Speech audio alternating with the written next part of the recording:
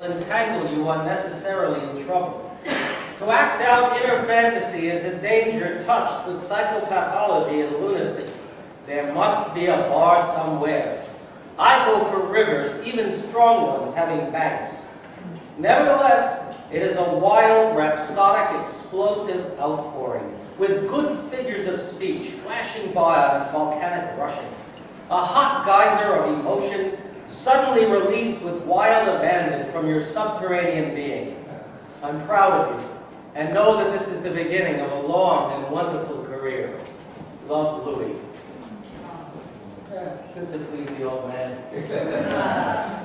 Well, things were really cooking after the reading at the 6, and we did several more while Ferlinghetti and I readied Howell for publishing.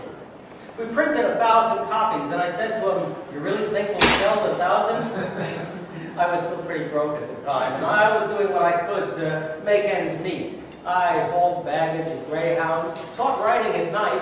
I even signed on with a merchant vessel. Things with Peter, well, we had our ups and downs. Peter, who liked women too, and drank, and took too much speed. But it really felt as if things were opening up. And then one night, just before I left for sea, Peter came into my room with a telegram from my brother. Naomi dead.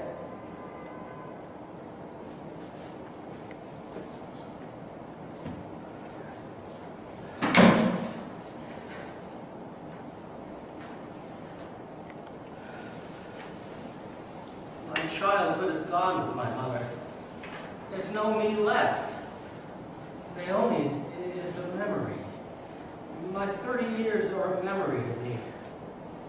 I couldn't get across country for the funeral, and there were only 7 men present, so the Kaddish, the prayer for the dead, couldn't be read without 10 men.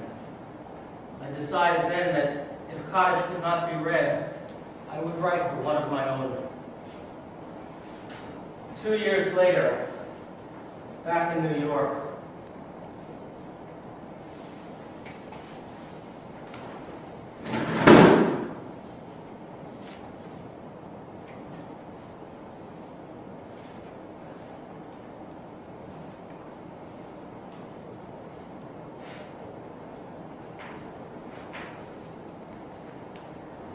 Kaddish for Naomi Ginsberg, 1894 to 1956. Strange now to think of you gone, without corsets and eyes, while I walk on the sunny pavement of Greenwich Village, downtown Manhattan, clear winter noon, and I've been up all night talking, reading the Kaddish aloud, listening to Ray Charles' blues shout blind on the phonograph, the rhythm, and your memory in my head 3 years after. There, rest. No more suffering for you now. I know where you've gone, it's good. No more flowers in the summer fields of New York. No joy now. No more fear of Louis. And no more of his sweetness and glasses, his high school decades, debts, frightened telephone calls, relatives, conception beds, hands. No more of Sister Eleanor, she gone before you. We kept it a secret. You killed her. Or she killed herself to bear with you.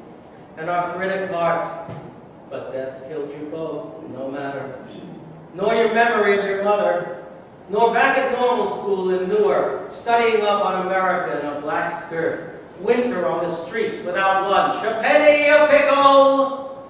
First nervous breakdown was 1919. She stayed home from school for weeks and lay in a dark room. Something bad, never said what. Every noise hurt. Dreams of the creeps of Wall Street before the Great Depression. She went upstate New York, recovered. Louis took photo of her sitting cross-legged in the grass, her long hair wound with flowers, smiling, playing lullabies on mandolin. And then later, back and forth to Greystone, on what wards. I walked there later oft. Old catatonic ladies, gray as cloud or ash or wall, sit crooning over floor space. A few years later, she came home. I waited for that day. My mother again to cook, play the piano, sing at mandolin. She went into the back room to lie down and ruminate, or nap, hide. I went in with her, not leave her by herself. Lay in bed next to her, shades pulled, dusky late afternoon. Don't be afraid of me because I'm just getting back from the mental hospital. I'm your mother. Poor love, lost, fear. I lay there, said, I love you, Naomi. Stiff next to her arm, I would have cried. Was this comfortless, lone union? Nervous, she got up soon. Was she ever satisfied? And by herself sat on the new sofa by the front window, cheek leaning on hand, narrowing gaze. And what fate that day. And then years later, after a trip to Mexico, bleak on the flat plain near Brentwood, scrub brush and grass around the unused railroad train tracks to the crazy house. New brick 20-story central building lost on the vast lawns of Madtown on Long Island. I went in, smelt funny, the halls again. Up elevator to a glass door on the woman's ward to Naomi. Two nurses, buxom, white, they let her out. Naomi stared and I gasped.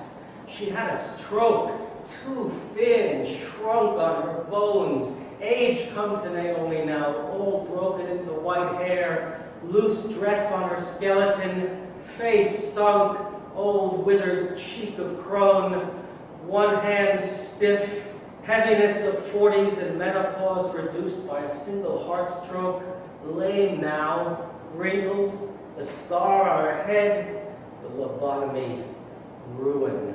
The hand dipping down towards death. Are you a spy? I sat at the sour table, my eyes filling with tears. Who are you?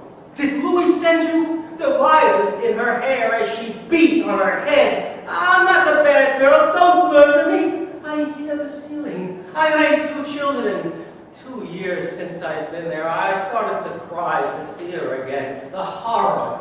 As if she were dead through funeral rot, the horror. She yelled more. They let her out. I watched her face as she walked past without looking. You're not Allen. Opened the door to the ward. She went through without a glance back. Quiet suddenly. I stared out. She looked odd. The verge of the grave. Oh, the horror. At last, not left to look on earth alone, 2 years of solitude. Oh, no one at age nearing 60, old woman of skulls, once long-tressed Naomi of Bible. Yisborach, V'yistabach, V'yiskoah, V'yisroman, V'yisnaseh, V'yishador, V'yishalel, V'yishalol, Shemei, 2 days after her death, I received her letter. Strange prophecies anew. She wrote, the key is in the window. The key is in the sunlight, in the window. I have the key. Get married, Allen. Don't take drugs.